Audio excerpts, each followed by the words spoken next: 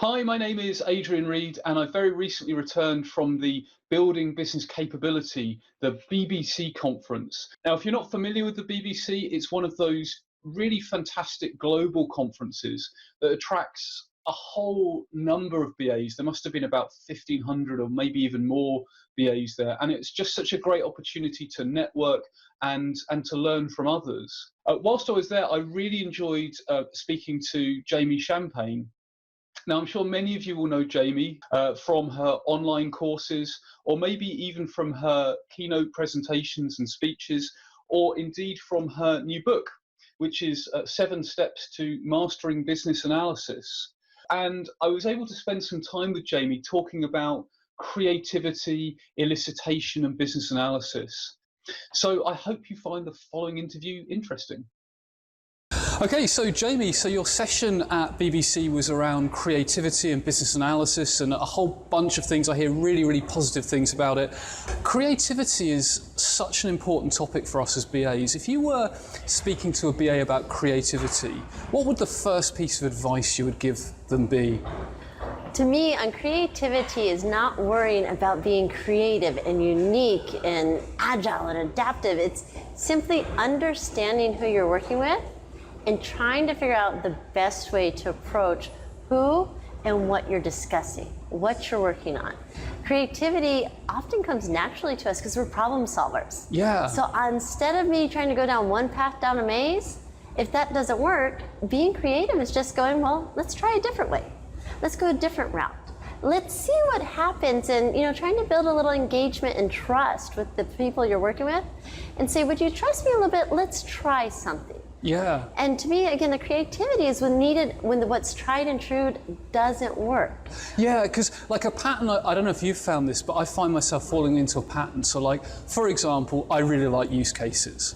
So I kind of think, oh, I'm going to use use cases. And I have to think, hang on a minute, is that the right technique for the context? So I guess there's something to do with creativity and context. Oh, absolutely. It's understanding what was best practice, was best at that time with that group of people, with that group of context and strategy and resources and everything else was best at the time. Might give you an idea to today, but maybe it's not the best now. Yeah. But it doesn't mean it's not completely inappropriate. Let's just mold it. Let's flex it. We play games with the activities we do.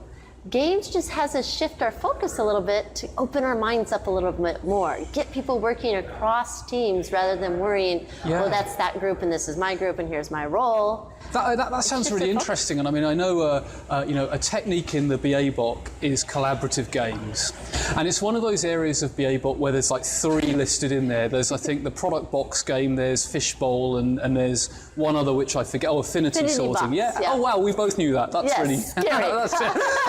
So like, what other games have you used, or what other games would you recommend that we could use as BAs? Well, this is why we talk about being creative. A game doesn't have to be like this whole big planned elaborate piece, but why don't we answer with our smartphones? Everyone has them in the room. Yeah. Everyone's checking email already on them.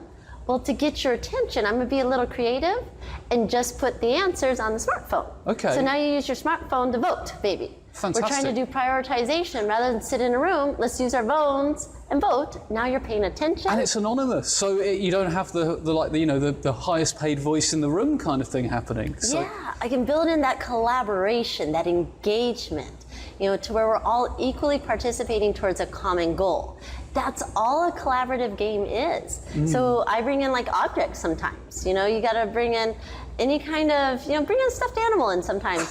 Bring some levity to the serious problem. Yeah. But you can easier to get mad at a teddy bear and pass the teddy bear around for lessons learned than to sit there and have to go back and forth against each other. Yeah. That's all the creativity I used was let's use an object. Let's make paper airplanes out of our problems and throw them around the room and go, okay, now we can focus on solving those papers rather than having an argument. So Jamie, I'm sure people will want to stay in touch with you or want to know more about what you do and possibly work with you. How can people connect with you? Oh, the easiest thing is please connect with me on LinkedIn. I'm always on LinkedIn. I love that. I am on Twitter or my website at champagnecollaborations.com. Because to your point, I love collaborating with people. I'm only one person and I do so much, and I like playing games. I like doing training. I like facilitating.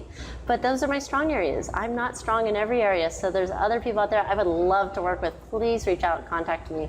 It is a small BA world after all. It is indeed. It's a small, small BA world. So fantastic. Thanks, Jamie. And well, I'll see you again soon. Sure. Aloha.